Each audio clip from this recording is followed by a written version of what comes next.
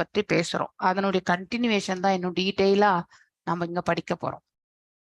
ஜீவன் எப்படி, அதாவது இந்த உடல் எவ்வாறு உருவாகின்றது, ஜீவன் இந்த உடல்ல எப்படி ஐக்கியமாகிறாரு பேசுறோம். அதனுடைய கண்டினியூவேஷன் தான் இன்னும் டீட்டெயிலா நம்ம இங்க படிக்க போறோம்.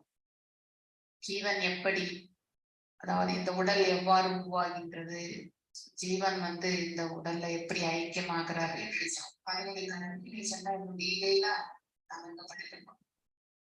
ஜீவன் எப்படி, அதாவது இந்த உடல் எவ்வாறு உருவாகின்றது, ஜீவன் இந்த எஸ். हरे कृष्णा। ओम नमो भगवते वासुदेवाय। ओम नमो भगवते वासुदेवाय। ओम नमो भगवते वासुदेवाय। ओम अज्ञानतिमिरान्धस्य ज्ञानाञ्जनय शलाकय चक्षुरुन्मीलितं येन तस्मै श्री गुरवे नमः। चैतन्यमनोभीष्टं स्थापितं येन भूतले स्वयं रूपा गदा माह्यं तदा स्वाभदाण्डिकम्। हे कृष्णा करुण सिंधु दीन बंधु जगत्पते गोपेश गोपिका कांत राधा कांत नमस्तुते।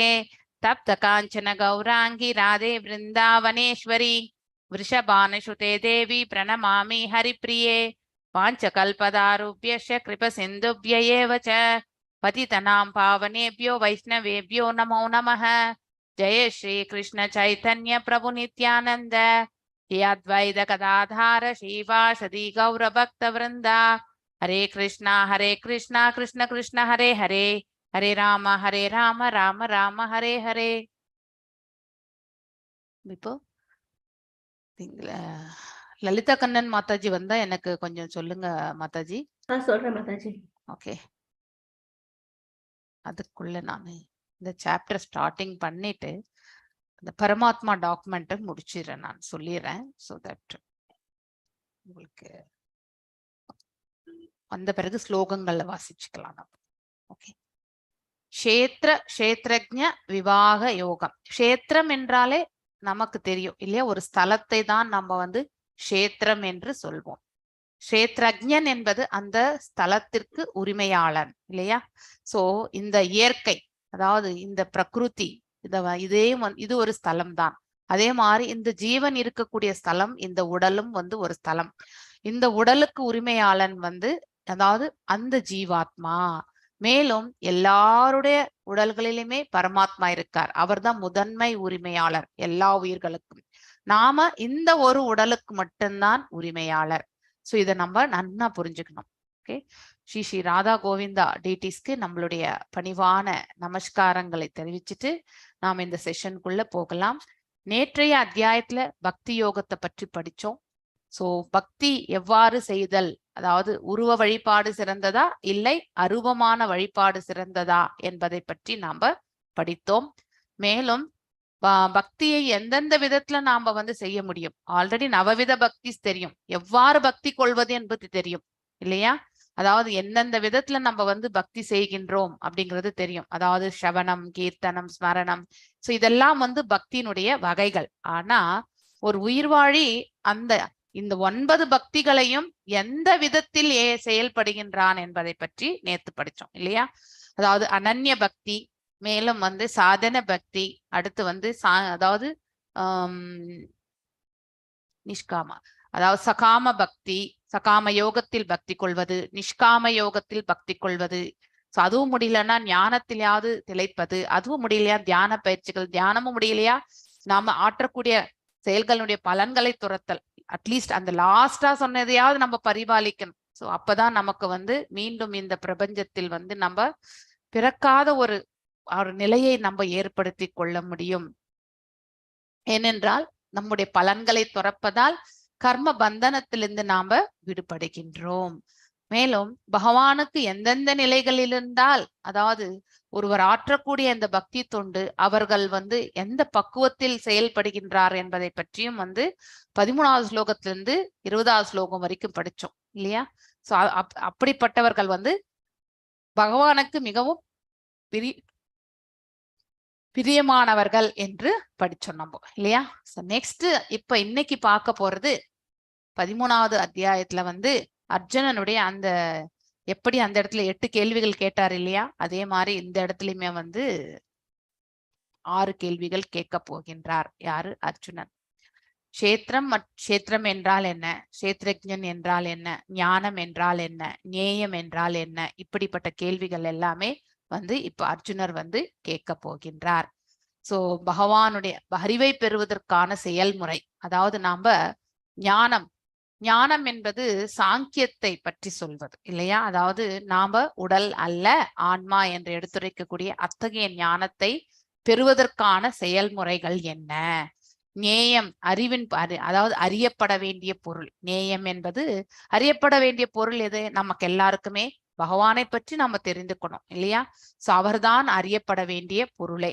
இந்த பிரகிருதி என்றால் என்ன, புருஷா என்றால் என்ன, அவர்கள் இருவருடைய இணைப்பு என்றால் என்ன இல்லையா, அறிவின் பார்வை, இத்தனையும் பற்றியுமே நம்ம வந்து இந்த இடத்துல வந்து the vision of knowledge அதை வச்சு நம்ம வந்து பார்க்க போகின்றோம் எல்லாவற்றையுமே.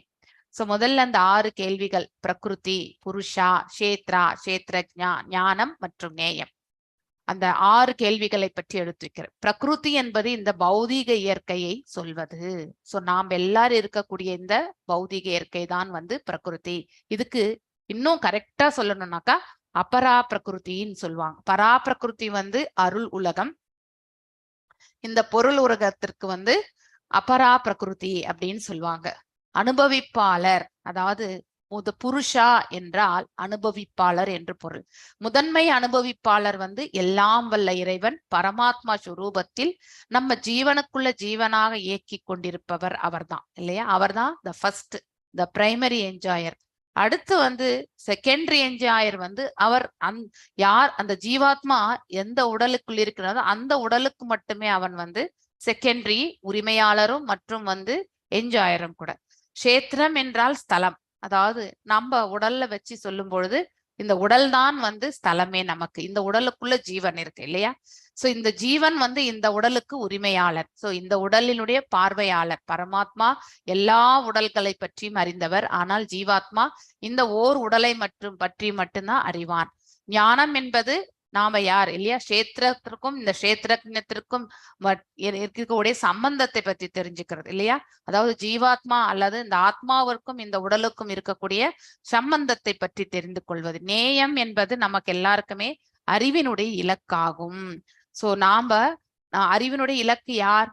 நம்ம இந்த ஞானத்தை பற்றி தெரிஞ்சுக்கிறோம். நான் ஒரு ஆத்மா, உடல் அல்ல, இதெல்லாமே நான் தெரிஞ்சுக்கிறேன். தெரிந்து கொள்ளும் பொழுது நான் அந்த இலக்கு நமக்கு எல்லாருக்குமே இலக்கு யாரு? பகவான், எல்லாம் வல்ல இறைவன். சோ அவரை பற்றி நாம வந்து தெரிந்து கொள்வதுதான் வந்து நேயம். சோ இதுதான் நம்ம இந்த சாப்டர்ல பார்க்க போறது. சோ முதல்ல வந்து ஹரே கிருஷ்ணா மாதாஜி.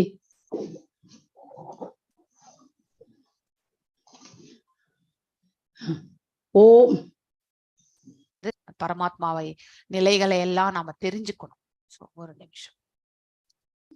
ஹரே கிருஷ்ணா மாதாஜி. ஹரே கிருஷ்ணா மாதாஜி. கோவஸ் பண்ணிட்டேன், நீங்க கொஞ்சம் நிதானமா கூட வந்திருக்கலாம். இன்னைக்கு பரமாத்மா பத்தி சொல்லிடணும் இல்லையா. டிராபிக் ஜாம் ஆயிடுச்சு, டிராபிக் ஜாம்ல மாட்டிடலாம், நீக்கு லேட்டா போயிடலாம். No problem, no problem, it's okay Mataji.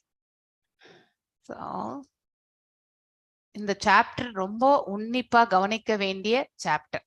Okay, உண்மையான ஞானம் என்ன என்பது ஆத்மா, அதாவது அந்த பர்டிகுலர் களத்தை, அதாவது இந்த உடலை பற்றி இந்த ஆத்மா மட்டும்தான் அறியும் இல்லையா. மேலும் உடலின் உரிமையாளர், அதாவது இந்த பர்டிகுலர் உடலுக்கு மட்டும்தான் இவன் உரிமையாளர். பரமாத்மா பகவான் இல்லையா, அவர் அனைத்து உயிர்களுக்குமே உரிமையாளர், அனைத்து உயிர்களை பற்றியும் அவர் அறிபவர் இல்லையா, அது பரமாத்மா. சோ மேலும் அதாவது இந்த க்ஷேத்திரம், இந்த உடல், ஆத்மா மற்றும் பரமாத்மா, இந்த மூன்றை பற்றியும் நாம வந்து யார் வந்து ஒருவர் திண்ணமாக அறிகிறாரோ அவரே உண்மையான ஞானத்தை பற்றி அறிபவர் ஆகின்றார். அதாவது இந்த உடலுக்கும் ஜீவாத்மாவுக்கும் மற்றும் பரமாத்மாவுக்கும் இருக்கக்கூடிய இந்த சம்பந்தத்தை பற்றி தெரிந்து கொள்பவர் தான் வந்து உண்மையான ஞானத்தை அறிபவராக இருக்கின்றார். களம் பிளஸ் களத்தை அறிபவன் யார் என்றால் நம்மள மாதிரி, அதாவது உயிர் வாழிகள். உடல் என்பது அதாவது மனிதனா இருக்கலாம், விலங்குகளா இருக்கலாம் இல்லையா. சோ ஒன்று, அதாவது உடல் களம் என்பது இந்த இடத்துல உடலை குறிக்கின்றது. களத்தை அறிபவன் வந்து மனிதனாக இருக்கக்கூடிய அந்த, அதாவது ஜீவாத்மா தான் வந்து அவன் வந்து அறிகின்றான். சோ அதனால இந்த உடல் பிளஸ் இந்த ஆத்மாவை கலந்துதான் மனிதன் அல்லது பிற உயிர்வாழிகள் என்று சொல்லப்படுகின்றது. பரமாத்மா ஒவ்வொரு உயிர்வாழியிலுமே நித்தியமாக இருக்கின்றார். அதை நம்ம நன்னா தெரிஞ்சுக்கணும். உள்ளுக்குள்ள நம்ம ஹிருதயத்துல வந்து 4 கைகளுடைய சொரூபத்திலும் இருக்கின்றார். வெளியில வந்து தோன்றாத அரூபமாகவும் எல்லா இடங்களிலுமே அவர் உட்புகுந்து இருக்கின்றார். இதை நாம நன்னா புரிஞ்சுக்கணும். Is inside, is within and without அப்படின்னு நம்ம சொல்றோம் இல்லையா? அதுக்கு இதுதான் வித்தவுட்னா நம்ம கண்களுக்கு நம்ம வந்து புலப்படாத நிலையில இல்லையா, நம்ம ரூபத்துல பார்க்க முடியாத நிலையிலையும் ஆற்றலாகவும் இருக்கின்றார். நம்ம ஹிருதயத்திலுமே இருந்து கொண்டு நம்மள இயக்கி கொண்டிருக்கின்றார். ஸோ டிஃப்ரெண்ட் டைப்ஸ் ஆஃப் பரமாத்மாவோட நிலை நம்ம உடல்ல வந்து தெரிஞ்சுக்கிறோம். நீங்க ஆல்ரெடி ஐ திங்க் 4வது 5வது சாப்டர்ல கூட நம்ம வந்து படிச்சிருப்போம் இல்லையா? அதாவது உடல் தளம், அதுக்கப்புறம் வந்து புலன்கள், அதுக்கப்புறம் வந்து மனசு, அதுக்கப்புறம் அறிவு, அதுக்கப்புறம் ஆன்மா இல்லையா? இது எல்லாமே சூக்ஷ்மமானது. இந்த உடல் மட்டும்தான் நமக்கு தெரியும். ஸோ இந்த உடல் எல்லாராலுமே அதாவது வச்சுதான் நம்ம அதை பார்த்துதான் ஐடென்டிஃபை படிக்கிறோம் இல்லையா? ஒருத்தரை வந்து நம்ம வந்து ஆத்ம ரூபத்துல உயிரோடு வாழ்றோன்றது நம்ம புரிஞ்சிருந்தாலும் எதிரில வந்து நம்ம பாக்குறது எப்படி ரூபத்துலதான் பார்க்கின்றோம் இல்லையா? சோ இந்த உடல் தளத்தை விட வந்து புலன்கள் வந்து அதாவது பெரியது இல்லையா? சோ மேலும் இந்த புலன்களை விட மிக சூக்ஷ்மமானது எது? மனசு. மனதை விட மிக சூக்ஷ்மமானது எது? அறிவு. அந்த அறிவை விட சூக்ஷ்மமானவன் வந்து ஆத்மா அப்படிங்கிறதையும் நம்ம படிச்சிருக்கோம் இல்லையா? இதுல வந்து நம்ம எப்படி எடுத்துட்டு போறோம்னாக்கா அன்னமயா, பிராணமயா, ஞானமயா மற்றும் விஞ்ஞானமயா, ஆனந்தமயா. சோ இது பரமாத்மாவுடைய நிலைகள் நம்ம உடல்ல நாம தெரிஞ்சுக்கிறது. அன்னமயா வந்து அதாவது நம்ம உடல் வந்து எதனால் ஆனதுன்னு யாருக்காவது தெரியுமா? பஞ்சமகா பூதங்களால் ஆனது. சோ இந்த உடல் வந்து பஞ்சமகா பூதங்கள். இந்த உடல் வந்து பிசிக்கல் ஸ்ட்ரக்சர் வந்து மண்ணுக்கு சம்பந்தப்பட்டது. அதாவது எர்த், பூமி, பஞ்சமகா பூதங்கள்லயே பூமிக்கு சம்பந்தப்பட்டது. மேலும் வந்து இந்த உடல்ல ஓடக்கூடிய இந்த ரத்தம் வந்து நீர், அந்த சொரூபம். மேலும் நாம சுவாசிக்கின்றோம் இல்லையா, அது வாயு சொரூபம். நம்ம உடல் வயிற்று பாகத்துல வந்து நம்ம அன்றாடம் உணவு உட்கொள்கின்றோம். அதை வந்து செரிப்பதற்கு இல்லையா, அக்னி சொரூபத்துல வந்து பகவான் இருக்கின்றார். சோ அந்த ஃபயர் இல்லைன்னா நம்ம கெமிக்கலா பேசணும்னா ஹைட்ரோகுளோரிக் ஆசிட்னு சொல்லுவாங்க இல்லையா, HClன்னு சொல்லுவாங்க. சோ அதனால வந்து வயிற்றுல நம்ம சாப்பிடக்கூடிய அந்த உணவு காற்றோட உட்சுவாசம் வெளிசுவாசம் கலந்து என்ன ஆகுதுனாக்கா அங்கே ஜீரணம் என்பது ஆகின்றது இல்லையா? சோ இந்த இடத்துல வந்து அன்னமயா அதுதான் வந்து ஃபர்ஸ்ட் லெவல். நம்ம ஒரு ஜீவன் இந்த பிரபஞ்சத்தில் உயிர் வாழ வேண்டும் என்றால் உணவு மற்றும் வந்து நீர் இல்லாமல் சுவாசம் இல்லாமல் வந்து வாழ முடியாது. சோ உணவு மற்றும் சுவாசம் என்பது தாயின் கருவில் இருக்கும் பொழுதே அந்த நாபி அதாவது தொப்புள் கொடி மூலியமாக வந்து குழந்தைக்கு வந்து உணவு செல்கின்ற, தாய் உண்கின்றால் தாயினுடைய உணவிலிருந்து அதை வந்து செரிமானமாகி அந்த குழந்தைக்கும் செல்கின்றது இல்லையா? சோ சுவாசமும் வந்து வருகின்றது. சோ அதாவது 7வது திங்கள் அந்த மாதிரி இருக்கும்பொழுது சுவாசமும் வந்து பிரீத்திங்கும் வந்து பாத்தீங்கன்னாக்கா நம்ம வந்து நல்லா அந்த உணர்ச்சி கான்சியஸ்னஸ், சுவாசம் என்பது முதல்ல வருது. பட் என்னன்னா உயிர் இருக்கின்றது என்ற கான்சியஸ்னஸ் பாத்தீங்கன்னாக்கா நம்ம 7th மந்த்ல இருந்து நல்லா ஃபீல் பண்ணலாம். சோ அது மாதிரி நம்ம இந்த அன்னமயா, பிராணமயா, ஞானமயா, விஞ்ஞானமயா, ஆனந்தமயா இந்த 5 நிலைகளை நாம இந்த இடத்துல பார்க்க போறோம். கஷேத்திரம் என்பது நம்ம உடல். இது ஸ்தூல உடல். இது பஞ்சமகா பூதங்களால் ஆனது. இப்ப உங்களுக்கு சொன்ன மாதிரி உடல் வந்து பூமியினுடைய ரூபம். அதாவது ரத்தம் வந்து ஜலத்தினுடைய அது, சுவாசம் வந்து வாயு, வெப்பம் என்பது நம்ம உடல் இல்லையா, ஃபயர் ஃபார்ம். அதாவது வெளி சுவாசத்திலயும் நமக்கு வந்து அந்த உஷ்ணமான தன்மை நம்மளால அதாவது உணர முடியும். மேலும் வயிற்றுல வந்து உணவு செரிக்கக்கூடிய அந்த இதுல வந்து உஷ்ணம் அதாவது அக்னியாலதான் வந்து உணவு செரிக்கப்படுகின்றது. இந்த உடலில் எங்கேயாவது வெற்றிடம் என்று இருந்தால்தான் அது ஆகாயத்திற்கு ஒப்பிடப்படுகின்றது. சோ அன்னமயா, பிராணமயா இவை இரண்டுமே உயிர்வாழிகளால் உணரக்கூடியவை இல்லையா? ஒரு பாமரனாலும் வந்து புரிந்து கொள்ள முடியும். சோ உணவு இல்லாம நம்ம வாழ முடியாது, சுவாசம் இல்லாம நம்ம வாழ முடியாது. சோ வாயு இந்த ரூபத்துல நாம எடுத்துக்கிறோம். உணவு எடுத்துக்கும் பொழுது உணவு செரிமானம் வயிற்றுக்குள் ஏற்படக்கூடிய அக்னியால் அது செரிக்கப்படுகின்றது. சோ அந்த அக்னியினுடைய சொரூபமாக பரமாத்மா இருக்கின்றார். அதே மாதிரி இந்த வாயினுடைய சொரூபமாகவும் பரமாத்மா இருக்கின்றார் என்பதை நாம புரிந்து கொள்ளணும். அதுதான் அன்னமயா மற்றும் பிராணமயா. சோ அன்னமயா வந்து ஒரு உயிரின் முதன்மை ஆதாரம் உணவுதான் இல்லையா?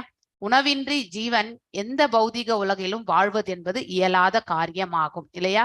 சோ பரமாத்மாவின் ஒரு நிலையாக ஒரு உயிரின் களத்தில் நாம் உணர முடிகின்றது. அதாவது இந்த உயிர்வாழினுடைய களம் இந்த உடல் இல்லையா? இந்த ஸ்தூல உடல்ல வந்து வயிற்று பகுதியில வந்து பகவானை வந்து நாம அன்னமயா ரூபத்துல வந்து அந்த பரமாத்மா ஸ்வரூபத்தை நாம் இந்த இடத்துல காண்கின்றோம். ஏன்னா இந்த உடல்ல இருக்கிறது பரமாத்மா இல்லையா? சோ பகவான் இந்த உடல்ல இருக்காருன்னா எந்த ரூபம்? அந்த 4 கைகளுடைய ரூபத்துல தான் இருக்கார். சோ அந்த சொரூபம் வந்து பரமாத்மா சொரூபம் வயிற்றுல அக்னியாக நம்ம பாக்குறது வந்து அன்னமயா. மேலும் பிராணமயா என்பது நம்ம உட்சுவாசம் வெளி சுவாசம் இல்லையா? சுவாசம் என்பதும் ஆத்மாவின் செயல்தன்மையை விளக்கும் பகுதியாகும் இல்லையா?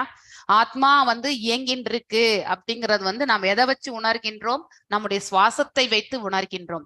இந்த செயலும் பரமாத்மாவின் ஒரு நிலை என்பதை நாம் அறிய வேண்டும். ஏனென்றால் அவர் இல்லாமல் ஆத்மா தனிப்பட்டு இயங்கவே இயங்காது. வித்தவுட் பரமாத்மா ஜீவாத்மா வந்து கிடையவே கிடையாது.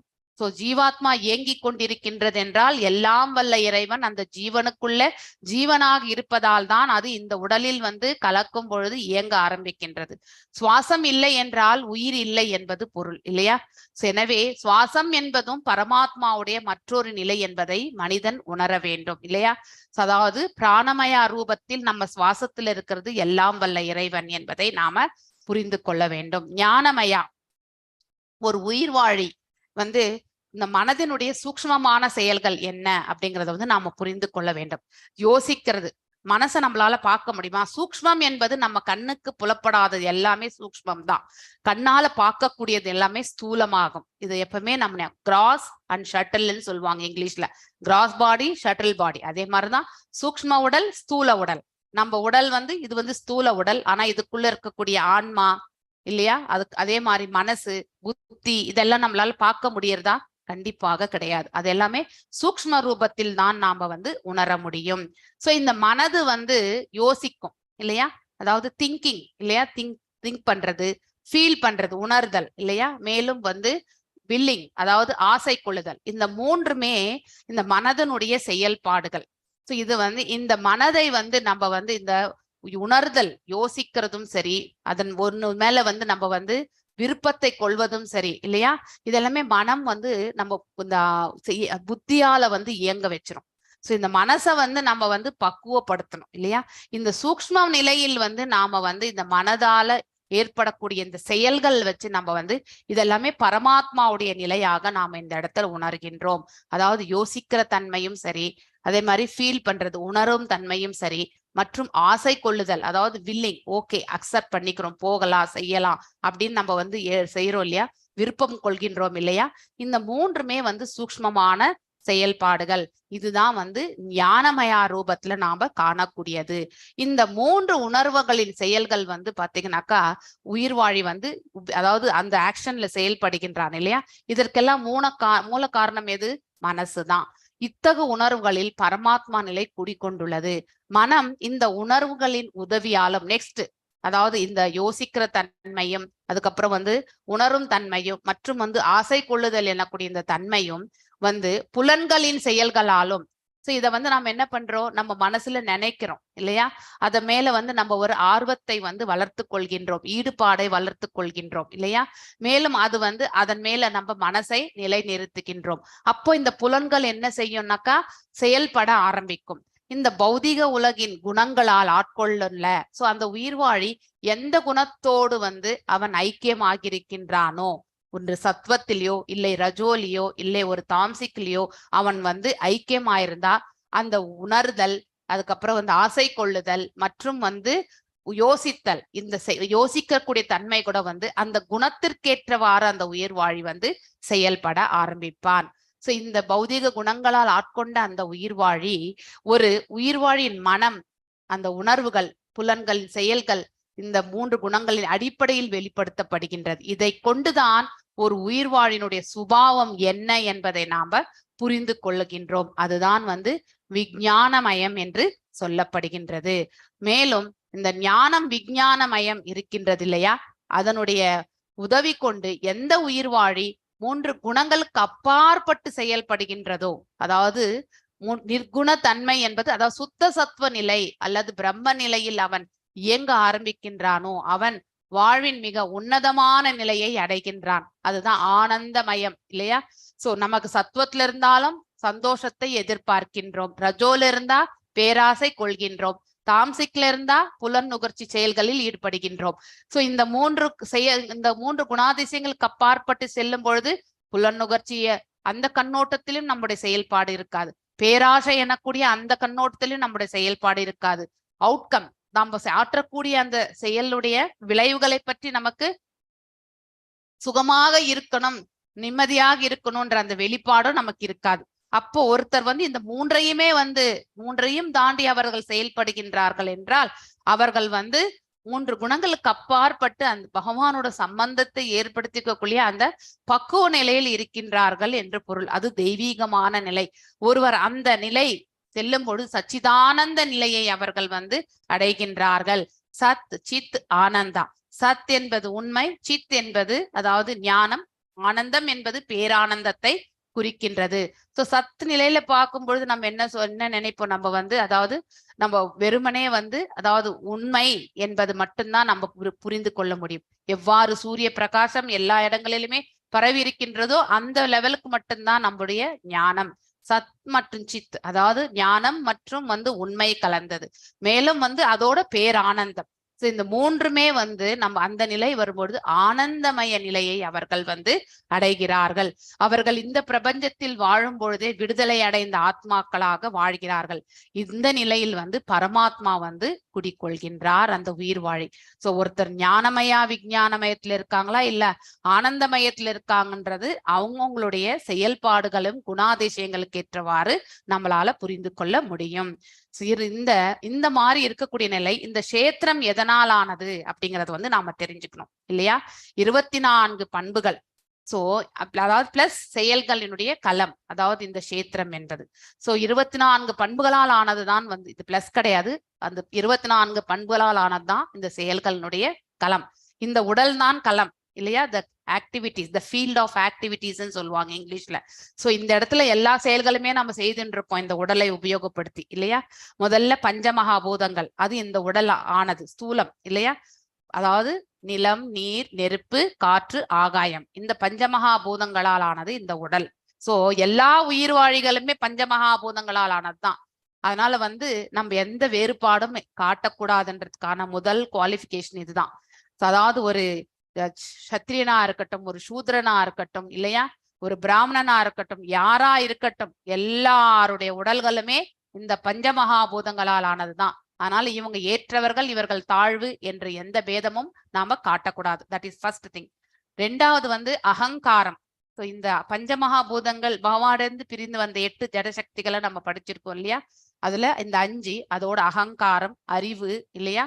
மேலும் நம்ம கண்ணுக்கு புலப்படாத, அதாவது இந்த இயற்கையில 3 குணங்களால் தான் எல்லா செயல்களுமே அமைகின்றது இல்லையா?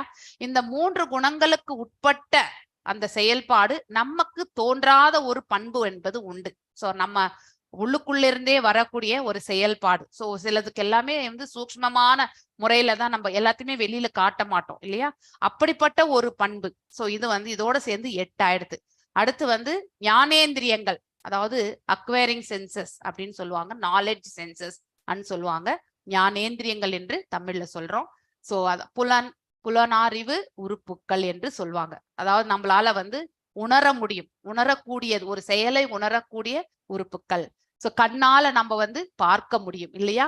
காதால கேட்க முடியும், நாசியால நுகர முடியும், வாயால உண்ணவும் முடியும், மற்றும் அதாவது பேசவும் முடியும், மேலும் கையால் தொட முடியும். இந்த 5மே பாத்தீங்கன்னாக்க நாலேஜ், அதாவது ஞானேந்திரியங்கள் என்று சொல்லப்படுகின்றது. அதாவது கண், காது, மூக்கு, வாய் மற்றும் தொடும் உணர்ச்சி இல்லையா?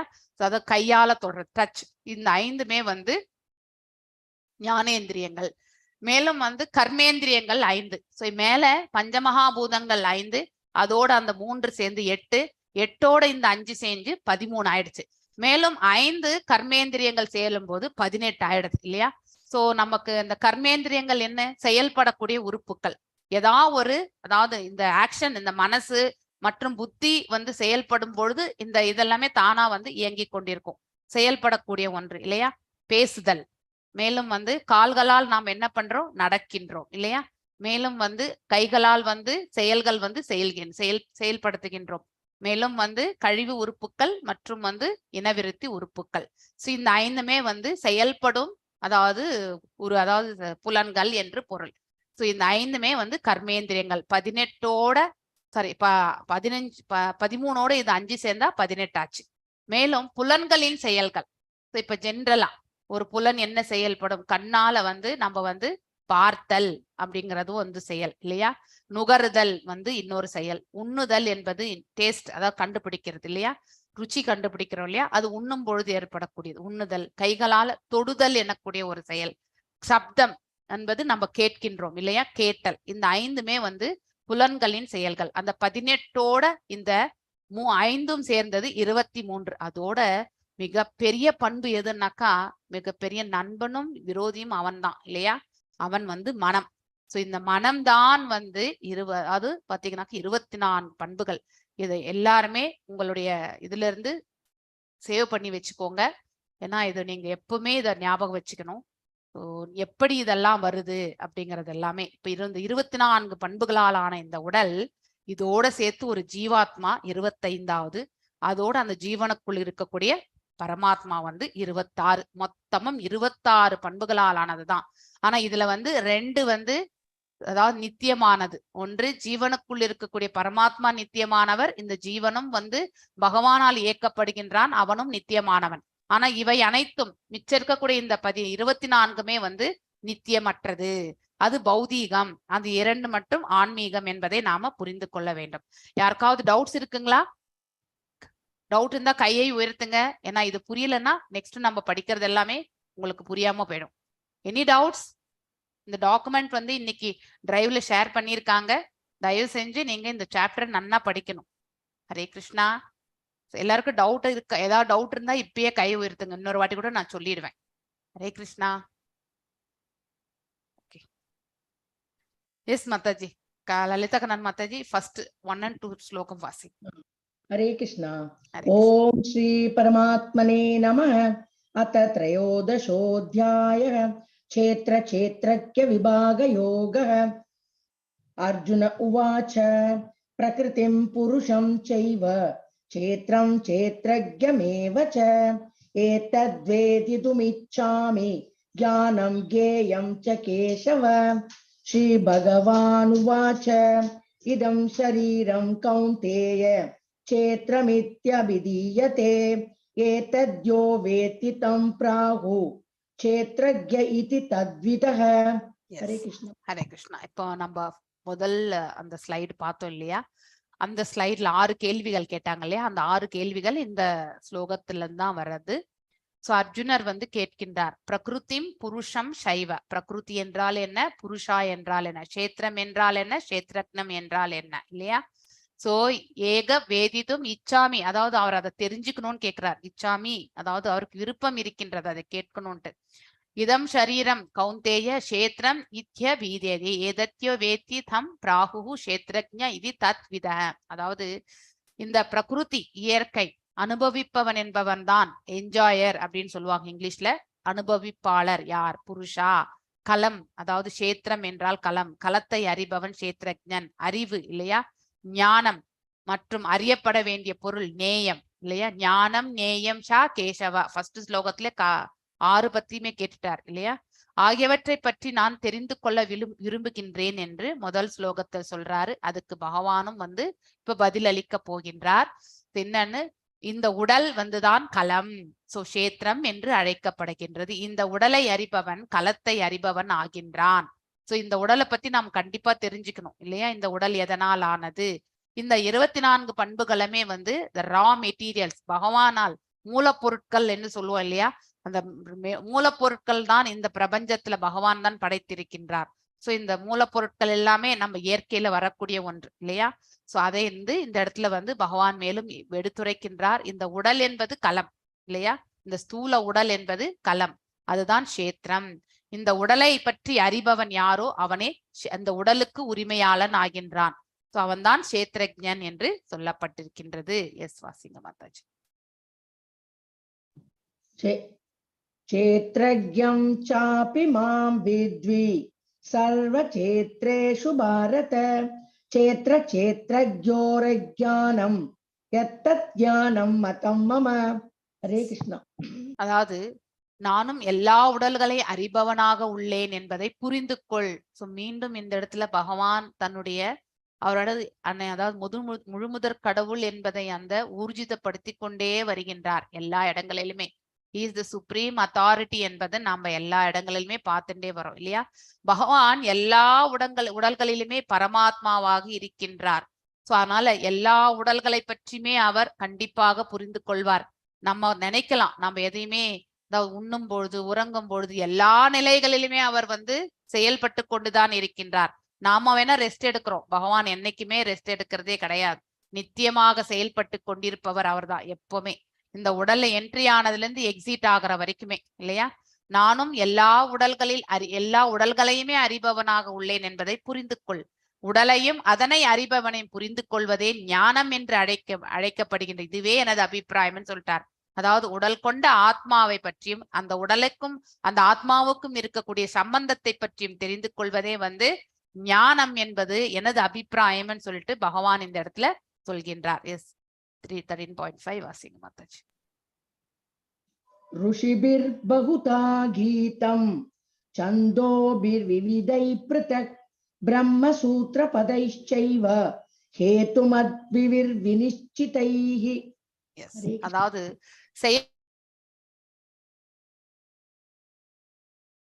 ஆக்டிவிட்டிஸ் இல்லையா. ஃபீல்ட் என்றால் களம்.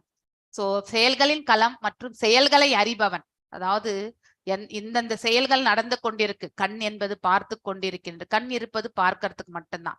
கண் அது மட்டும்தான் செய்யும், வேற எந்த செயலும் செய்யாது இல்லையா. காது இருப்பது வெறுமனே கேட்பதற்கு மட்டும்தான். சோ அந்த கேட்டல் எனக்கூடிய செயலை மட்டும்தான் காதுகள் செய்யும். மேலும் வாய் பேசுதல் மற்றும் உண்ணுதல் 2 செயல்கள் மட்டும்தான் செய்யும் வாய் இல்லையா. சோ அந்த மாதிரி இந்த களத்துல இருக்கக்கூடிய ஒவ்வொரு உறுப்பினுடைய செயல்பாடுகளை புரிந்து கொள்பவன். சோ பற்பல முனிவர்களால் பல்வேறு வேத நூல்களில் விவரிக்கப்பட்டுள்ளது. சோ இந்த அறிவு அதாவது செயல்களை அறிபவனை பற்றி, அதாவது க்ஷேத்ரஜ்ஞனை பற்றி நிறைய நூல்கள்ல ஜீவாத்மாவை பற்றி.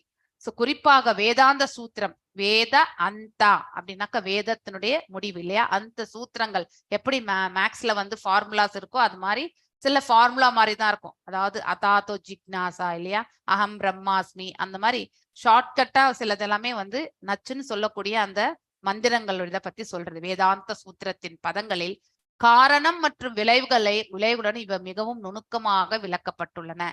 ஒரு செயலுக்கான காரணம் என்ன, அந்த செயலினுடைய விளைவுகள் என்ன என்பதை பற்றி எல்லாமே நுணுக்கமாக எடுத்துரைக்கப்பட்டிருக்கின்றது என்று இந்த இடத்துல பகவான் மேலும் எடுத்துரைக்கின்றார். சோ அந்த நுணுக்கமான பார்ட்டு தான் நம்ம ஆல்ரெடி படிச்சிருக்கோம். அன்னமயா, அதுதான் பேஸ், ஃபர்ஸ்ட் உணவு. தாயினுடைய அதாவது கருவில் இருக்கும் பொழுதே குழந்தை இல்லையா. நம்ம பாகவதத்துல 3rd கேண்டால முதல் நாள் கருவிலிருந்து அதாவது டெலிவரி ஆற வரைக்குமே அந்த கருவினுடைய வளர்ச்சி, எப்போ அந்த கரு சுவாசித்தல், எப்போ அந்த கரு உணவு ஏற்றுக்கொள்கின்றது, இது எல்லாமே நம்ம அந்த இதுல பார்க்கலாம். ஒரு வீடியோ இருக்கு, பிறப்பு இறப்பு, அதாவது அந்த வீடியோ இருக்கு. அது நமக்கு அந்த செஷன் முடிஞ்ச உடனே யாரும் சென்று விட வேண்டாம். அந்த வீடியோ கண்டிப்பா நீங்க எல்லாருமே பார்க்கணும். சோ ஒரு உயிர் வாழி எவ்வாறு இந்த உடலுக்குள்ள வருகின்றது, சோ எவ்வாறு ஜனிக்கின்றது, மற்றும் இந்த பண்புகள் எவ்வாறு உருவாகின்றது, 24 பண்புகள், அதுக்கப்புறம் 25வது பண்பு ஜீவாத்மா எவ்வாறு அதுல குடிக்கொள்கின்றது, எல்லாத்தையுமே நம்ம பார்க்க போகின்றோம். சோ அன்னமயா என்பது உணவு. சோ நாம எல்லாருமே உணவை உண்டால்தான் நமக்கு எனர்ஜி இருக்கும் இல்லையா, பலம் இல்லைன்னா நம்மளால எந்த செயலையுமே ஈடுபட முடியாது. இது ஒரு பாமரனாலும் உணரக்கூடிய ஒன்று.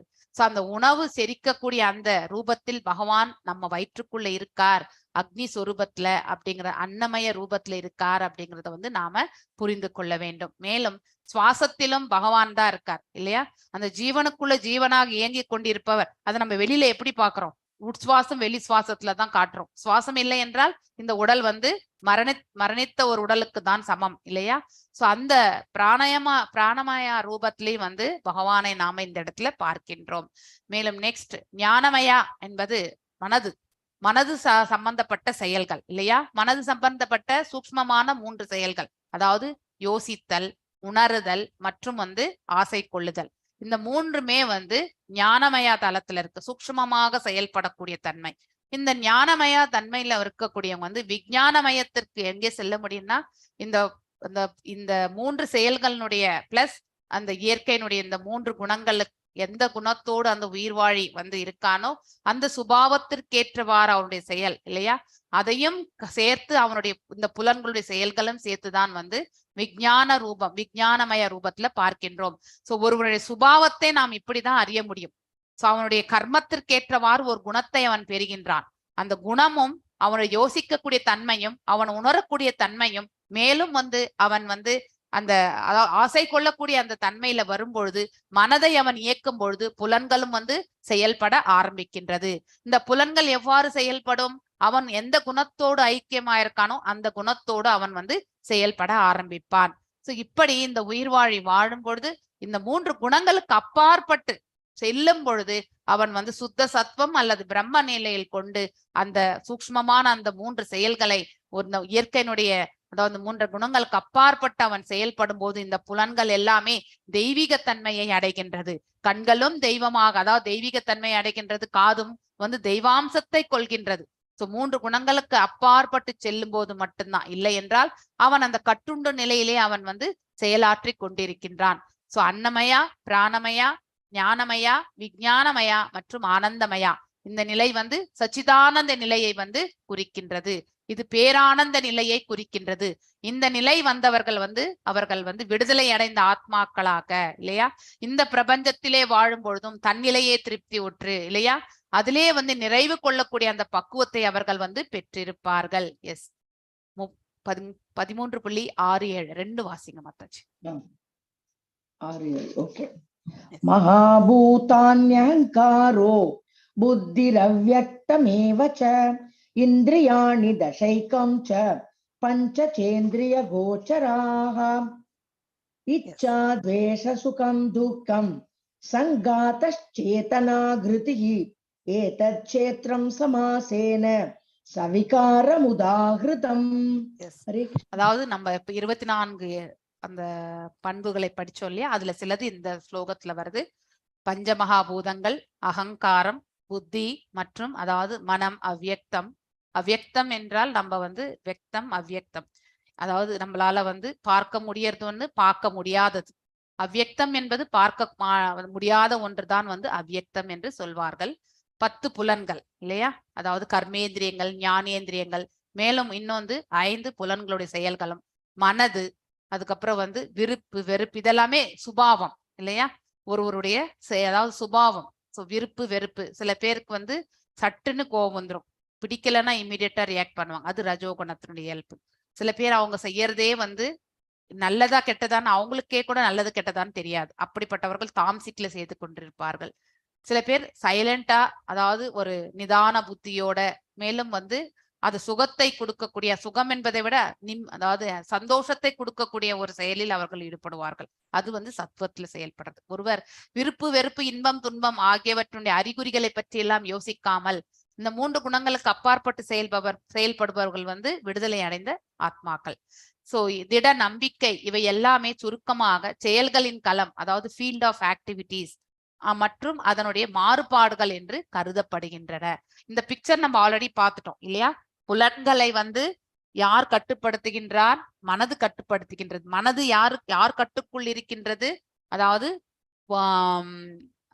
புத்தி இல்லையா, இன்டெலிஜென்ஸ் இல்லையா. சோ அந்த இன்டெலிஜென்ஸ்ல அதனுடைய கண்ட்ரோல், அறிவு கட்டுப்பாட்டுல இருக்கு. சோ இதை விட பெரியவன் யார்? ஆன்மா.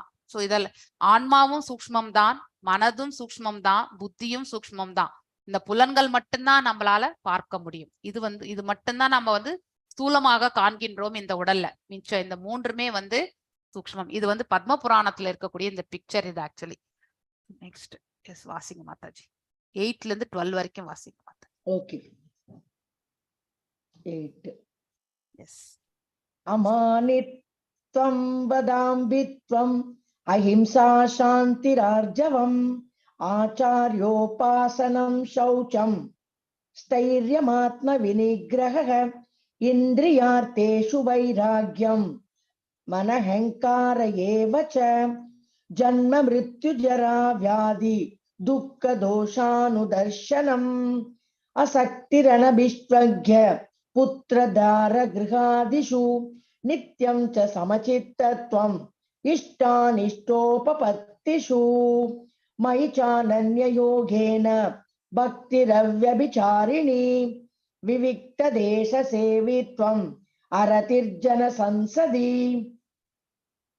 अध्यात्मज्ञाननित्यत्वम् तत्त्वज्ञानार्थदर्शनम् एतज्ज्ञानमिति प्रोक्तम् अज्ञानं यदतोऽन्यथा. எஸ், இந்த 4 ஸ்லோகங்கள் இல்லையா, 8, 9, 10, 11, 12, 5 ஸ்லோகங்கள் ரொம்ப அற்புதமான ஸ்லோகங்கள். இது நம்ம ஹரே கிருஷ்ணா. கண்டிப்பா ஒருத்தரும் வாழ்க்கையில வந்து இந்த ஸ்லோகங்கள் வந்து கண்டிப்பா நம்ம தெரிஞ்சுக்கணும். ஓகே, சோ அமானித்வம் அதம்பித்வம் இல்லையா, அமானித்வம் அதாவது அடக்கத்தோடு இருக்கணும். எப்பவுமே நம்ம வந்து சப்மிசிவா இருக்கிறது, எல்லார்கிட்டயுமே நம்ம வந்து அடக்கத்தோடு நடந்து கொள்ள முயற்சி பண்ணணும். இதெல்லாமே தெய்வீகமான இயல்புகள். இதையெல்லாம் ஞானமாக வந்து அறிவித்திருக்கின்றார் பகவான். எதெல்லாம் ஞானமாக அறிவித்திருக்கின்றார் என்பதை நம்ம பார்க்கணும். இந்த ஞானத்தினுடைய பண்புகள் நம்ம கிட்ட எத்தனை இருக்குன்றத வந்து நம்ம இப்ப எவாலுவேஷன் பண்ணிக்கலாம் இல்லையா. அடக்கம் என்பது மிக முக்கியமான ஒன்று. கர்வமின்மை, அதாவது அகங்காரத்தை விட்டிருத்தல். சோ தான் கிரேட் அப்படின்னு நினைக்கிறோம் பார், அடுத்தவங்களை கீழே தள்ளி பேசுறோம் பார், அகங்காரத்தை வெளிப்படுத்துகின்றோம் இல்லையா. கர்வமின்மை, அஹிம்சை, அதாவது நம்ம வார்த்தையால கூட யாரையுமே துன்புறுத்தக்கூடாது இல்லையா. இப்ப எல்லாம் நடக்கிறது அதுதான். வார்த்தைகளாலே நம்ம வந்து எல்லாமே துன்புறுத்து விடுகின்றோம். அடிக்கணும்னு அவசியமே கிடையாது. ஒரு அடி அடிச்சா கூட நம்ம மறந்துடலாம். ஆனா வார்த்தையை வந்து நம்ம வந்து அடுத்தவர்களுக்கு ரெஸ்பெக்டோடு வந்து பேச வேண்டும் இல்லையா. ஆனா அது இப்போ வந்து அந்த அஹிம்சையை வந்து நம்ம வந்து பரிபாலிக்கிறது கிடையாது. மேலும் பொறுமை, அதாவது திதிக்ஷா அப்படின்னு சொல்லுவாங்க சமஸ்கிருதத்துல. பொறுமை என்பது மிக மிக முக்கியமான பண்பு. நம்ம வந்து பொறுமையை நம்ம விட்டுட்டாக்கா கடைசியில வந்து அந்த சூழ்நிலையே வந்து ரொம்பவுமே ரணகலமா ஆயிடும். அதனால பொறுமையை நம்ம என்றைக்குமே கடைபிடிக்க வேண்டும். எளிமையாக இருத்தல் ரொம்ப முக்கியமான பண்பு இல்லையா. சோ எந்த ஒரு சூழ்நிலையுமே நம்ம எளிமையை வந்து நாட் ஓன்லி ட்ரெஸ்ஸிங்ல மற்றும் எளிமை கிடையாது. நாம எந்த ஒரு சூழ்நிலையுமே எளிமையான முறையில் வந்து ஏற்றுக்கொள்ளக்கூடிய மனப்பக்குவம். நான் இன்றைக்கு ஒரு பங்களால வந்து இருக்கேன்னா நாளைக்கு வந்து ஒரு குடிசையில கூட படுத்து தூங்கக்கூடிய ஒரு மனப்பக்குவம். ஐயோ அங்க போனா எப்படி படுப்போம் அப்படின்லாம் யோசிக்க கூடாது இல்லையா. சோ பிறக்கும் பொழுது நாம பங்களாலே பிறந்திருந்தாலும் மரணிக்கும் பொழுது பங்களாலே மரணிப்போம்னு எந்த கேரண்டியும் கிடையாது இல்லையா. பிறக்கும் பொழுது குடிசையில தான் பிறந்தோம்னாக்கா மரணிக்கும் பொழுது பங்களால இருக்கக்கூடாதுன்னு எதுவும் இல்லை இல்லையா. அவரவர்களுடைய வாழ்க்கை நெறி, அவங்களுடைய இதெல்லாமே ப்ரோக்ரஸ் எல்லாமே அவருடைய கர்ம பலனுக்கு ஏற்றவாறு அவர்கள் அடைய பெறுகிறார்கள். சோ எதையுமே ஏற்றுக்கொள்ளக்கூடிய மனப்பக்குவம் தான் ஒரு உயிர் வாழிக்கு மிக மிக முக்கியமானது. அப்ப எதிர்பார்ப்பில்லாம இருக்கக்கூடிய அந்த மனசு வந்து என்றைக்குமே வந்து நிம்மதியை வந்து கொடுக்கும். ஆனால் எதிர்பார்ப்போடு இருக்கக்கூடியது எல்லாமே நமக்கு இறுதியில வந்து அழிவை தான் வந்து ஏற்படுத்தி கொடுக்கும். சோ அங்கீகரிக்கப்பட்ட ஆன்மீக குருவை வந்து அணுகுதல். சோ ஒருவர் வந்து ஞானத்தோடு இருக்காங்கனாக்க கண்டிப்பா அவங்க வந்து ஒரு குரு மார்க்கத்தை வந்து தேடி செல்வார்கள். நீங்க எல்லாருமே இப்போ வந்து பிரபுபாதருடைய இந்த இஸ்கான் இயக்கத்துல வந்து இந்த பகவத்கீதையை கேட்டு இருக்கீங்க. ஒரு குரு, அவருடைய அனுகிரகம் என்பது நமக்கு கண்டிப்பாக தேவை இல்லையா. சோ ஒரு ஆன்மீக குரு கிடைக்க பெறுவதற்கு நாம் அவரிடத்திலே நாம பிரார்த்திக்கலாம். சோ தூய்மை, அதாவது பாத்தீங்கன்னாக்கா சௌஷம்னு சொல்லுவாங்க இல்லையா. அதாவது தூய்மையா இருக்கணும். நம்ம வந்து கிளீன்லினஸ் இல்லையா. நம்ம உடல் 3 விதமான இது, அதாவது உட்புறமும் நம்ம கிளீனா இருக்கணும், வெளிப்புறமும் வெளியில கிளீனா இருக்கணும். வெளியில நம்ம வந்து அன்றாடம் ஸ்நானம் செய்து இதெல்லாமே பண்றது எல்லாமே வெளிப்புறத்துல இல்லையா. ஒரு கந்தலானாலும் கசக்கி கட்டுன்னு சொல்லியிருக்காங்க, கூடானாலும் குளித்து குடின்னு நம்ம தமிழ்ல ப்ராவம் இல்லையா. சோ அந்த மாதிரி தூய்மை ஆகிருத்தல். உள்ளத்திலையும் நாம தூய்மையா இருக்கணும், பொறாமையற்று பேராசையற்று இல்லையா, கோபமற்று. இது எல்லாமே நாம வந்து தவிர்த்து இருக்கிறது வந்து தூய்மையான ஒரு மனிதனை குறிக்கின்றது. தளராமை, எந்த ஒரு சூழ்நிலையுமே வந்து மனசை வந்து அதாவது அதனுடைய டிட்டர்மினேஷனா இருக்கிறது, அதாவது உறுதியோடு இருக்கிறது. சோ ஏதாவது ஒண்ணு ஆயிடுத்துன்னா அப்படியே நம்ம வந்து வெக்ஸ் ஆயிட்டு உட்காரக்கூடாது இல்லையா. எஸ், இதெல்லாம் நம்ம இந்த வாழ்க்கையில வந்து நாம பண்ண கர்மங்களுக்கு நாம் இதெல்லாம் எதிர்கொள்ளத்தான் வேண்டும். எப்படி தேவகி, அதாவது வசுதேவர் வந்து காலாகிரகத்தில் இருக்கும் பொழுது தன்னுடைய 7 பிள்ளைகளையுமே, அவர்கள் 6 பிள்ளைகளை வந்து கம்சன் வதைத்தான், 7வது பிள்ளை வந்து ரோஹினுடைய வயிற்றுக்கு வந்து மாற்றப்பட்டது இல்லையா, அதுதான் பலராமர். 8வது பிள்ளையை வந்து வதைக்கிற வரைக்குமே அவங்க அவ்வளவு ஸ்ட்ராங் கன்விக்ஷனோடு இருந்தாங்க இல்லையா. பகவான் கண்டிப்பாக வந்து ரட்சிப்பார் அப்படிங்கிற அந்த இது இருந்தது அவங்களுக்கு, வைராக்கியம் என்பது. சோ அந்த வைஷ்ணவ வைராக்கியம் வந்து நம்ம கண்டிப்பா வச்சுக்கணும். சுய கட்டுப்பாடு, அதாவது புலன்களை எல்லாம் தன் கட்டுக்குள்ள வச்சுக்கிறது. எப்படி ஆமை கூட்டுக்குள்ள வந்து புலன்களை வந்து இழுத்து வச்சிருக்குதோ, தேவையான புலனை மட்டும் தேவையான இடத்துல மட்டும்தான் அது உபயோகப்படுத்தும். அதே மாதிரிதான் நம்ம எங்க என்ன பேசணுமோ, எவ்வாறு பேசணுமோ இல்லையா, அந்த நிலைக்கு மட்டும்தான் இந்த புலன்களை வந்து நாம ஒரு செயலில் வந்து ஈடுபட வேண்டும். இல்லை என்றால் அந்த புலன்களை வந்து கட்டுப்பாட்டில் வைக்க வேண்டும். புலன் நுகர்ச்சி பொருட்களை துரத்தல். எஸ், நாம ஆல்ரெடி வர்ணாசிரம தர்மம் பிரகாரமே நம்முடைய அதாவது புலனுகர்ச்சி செயல்களை வந்து நாம பண்படுத்தி கொள்ள வேண்டும். நம்ம ஒரு அதாவது குழந்தை பெற்றாலும் பகவானுடைய திருத்தொண்டிற்காக பெற வேண்டும் என்ற எண்ணத்தில் நாம வந்து கண்டிப்பாக குழந்தை பெற வேண்டும் இல்லையா. வெறுமனே இந்த உடல் சுகத்திற்காக நாம வந்து இச்சை கொள்ளக்கூடாது. அந்த கட்டுப்பாடு என்பது நமக்கு மிக மிக முக்கியமானது. ஏனென்றால் அது பௌதீக பந்தத்தை தான் ஏற்படுத்தி கொடுக்கும். அதாவது இந்த உடல், இந்த சரீரம் என்பது வந்து அதாவது பொருள் இயற்கையால் ஆன பண்புகளால் ஆனது. இதன் மீதே நாம வந்து ஈடுபாடு கொண்டிருந்தால் அருள் உலகத்திற்கு செல்லக்கூடிய மார்க்கத்திற்கான முயற்சிகள் வந்து முன்னேற்ற பாதையில் வந்து செல்லாது. அதனால்தான் புலனுகர்ச்சிகளை வந்து நாம வந்து கண்டிப்பாக பக்குவமான முறையில் வந்து எடுத்து செல்லணும். வனப்பிரஸ்தன் எனக்கூடிய நிலையில் வரும்பொழுது கண்டிப்பாக அந்த புலனுகர்ச்சியிலிருந்து நாம வெளியேறணும். ஸோ அதிலேயே நாம லயித்து கொண்டிருந்தால் நாம கர்ம பந்தனத்திற்கு வந்து ஆட்கொள்ளப்பட்டு மாயையிலே சிக்கிக்கொண்டு இந்த பிரபஞ்சமே தான் நம்மளுடைய வைகுண்டம் என்று நினைத்து நாம மீண்டும் மீண்டும் வந்து கர்மங்களை செய்து இங்கே வந்து கொண்டேதான் இருப்போம். ஸோ எவ்வாறு வருவோம் என்பது, அதாவது எந்த ரூபத்தை நாம் ஏற்று வருவோம் என்பது நம்முடைய கர்ம பலனுக்கு ஏற்றவாறு நாம இந்த உடலை விட்டு உயிர் பிரியும் பொழுது என்ன உணர்வோடு நாம பிரிகின்றோமோ அதற்கேற்றவாறு பகவான் வந்து நமக்கு ஒரு குறிப்பிட்ட ஒரு குடும்பத்தில் நமக்கு வந்து நம்முடைய ஜனனத்தை வந்து ஏற்படுத்துகின்றார். அதனாலதான் ஒரு குடும்பத்துல பார்க்கும்பொழுது சிமிலர் கர்மங்கள் இருக்கக்கூடியவங்க தான் இருப்பாங்க. எவ்வாறு என்றால் அதே கர்ம பலனோடு இருக்கக்கூடியவங்களை வந்து பகவான் ஒன்று சேர்த்து விடுவார். சோ அவர் எவ்வளவு பெரிய ஆர்கிடெக்டா இருக்கணும் இல்லையா. சோ ஒவ்வொருத்தருடைய கர்ம பலனை நம்முடைய ஹிருதயத்திலிருந்து அக்கௌண்ட்ல எழுதி வைக்கிறார். இத்தனை பாவம் இத்தனை புண்ணியம் இல்லையா. சோ பாவ புண்ணியங்களுக்கு ஒரு சைக்கிள் இருக்கு. அதை நீங்க செகண்ட் லெவல் வரும்பொழுது உங்களுக்கு சொல்றேன் கண்டிப்பா. ஆனா இங்க ஃபர்ஸ்டுக்கு இது மட்டும் தெரிஞ்சுக்கோங்க போறோம். சோ பொருளை பொய் அகங்காரம், ஃபால்ஸ் ஈகோ இல்லையா. சோ இல்லாமல் இருத்தல், பிறப்பு இறப்பு முதுமை நோய், இந்த 4மே வந்து நம்முடைய ப்ராப்ளம்ஸ். நமக்கு இந்த பிரபஞ்சத்துல நாம வந்து உயிர் வாழ்ந்துட்டு இருக்கோம். ஆனா இந்த சங்கடங்களோட தான் நம்ம வாழ்ந்துட்டு இருக்கோம். இந்த இடத்துல பிறப்பு என்பதே ஒரு சங்கடம் தான். இந்த உலகத்துல நம்ம பிறவி எடுக்கவே வேண்டாம். இங்க வந்தா எப்பொழுதுமே துக்காலயம் அசாஸ்வதமான நிலைதான் இல்லையா. சோ டெம்பரவரியான இந்த உடல் இந்த உலகத்துல வந்து நாம எப்பொழுதுமே சங்கடப்பட்டு கொண்டே இருக்கும். சோ அதனால வந்து பிறப்பு என்பதும் ஒரு சங்கடம். பிறந்த பிறகு நமக்கு இறப்பு நிச்சயம், அது இன்னொரு சங்கடம். வயோதிகம் என்பது நமக்கு இன்னொரு சங்கடம். மேலும் வந்து வியாதி என்பது இன்னொரு சங்கடம் இல்லையா. ஹாஸ்பிட்டல் பக்கம் நம்ம போய் பார்த்துட்டு வந்தோம்னாக்கா கண்டிப்பா அன்னைக்கு நம்ம உணவு சாப்பிடவே மாட்டோம் இல்லையா. அங்க எத்தனை பேர் வந்து அதாவது அந்த உயிர் அந்த பாத்தீங்கன்னாக்கா அவஸ்தைகளை பட்டு கொண்டிருப்பதை நாம பாக்குறோம். நம்ம கண் முன்னாடியே ஒரு ஜீவன் வந்து சங்கடத்துல இருக்கும் பொழுது நமக்கு மனசு எவ்வளவு சங்கடமா இருக்கும் இல்லையா. சோ இந்த எல்லாருக்குமே வரக்கூடியதுதான். யாருக்கு என்ன நோய் வரும், எப்பொழுது வரும், எப்பொழுது மரணம் வரும், இந்த முதுமைக்கு வந்து முதுமையில வந்து நாம் எப்படி வந்து நம்முடைய வாழ்க்கையை வந்து நல்ல நிலையில எடுத்துட்டு போவோம், இதுக்கெல்லாம் கேரண்டி எதுவுமே கிடையாது. சோ எதுக்குமே இந்த இடத்துல கேரண்டி கிடையாது இந்த பிரபஞ்சத்துல இல்லையா. இந்த டிஃபெக்ட்ஸ் இல்லையா, இத பத்தி நாம கண்டிப்பா யோசிக்கணும். இந்த ப்ராப்ளம்ஸ பத்தி நம்ம கண்டிப்பா யோசிக்கணும். 4 விதமான சங்கடங்களை பற்றி நாம கண்டிப்பா இந்த சங்கடம் இல்லாத மனிதனே கிடையாது இந்த பிரபஞ்சத்தில். சோ பிறப்பு ஆகியவற்றின் துன்பத்தை கவனித்தல், இதெல்லாமே துன்பங்கள் தான் நமக்கு இல்லையா. அதாவது சங்கடங்கள் தான். இதுக்கு என்ன வழி, இந்த பிறப்புல இருந்து நாம எப்படி வெளியில ஏறுறது இல்லையா.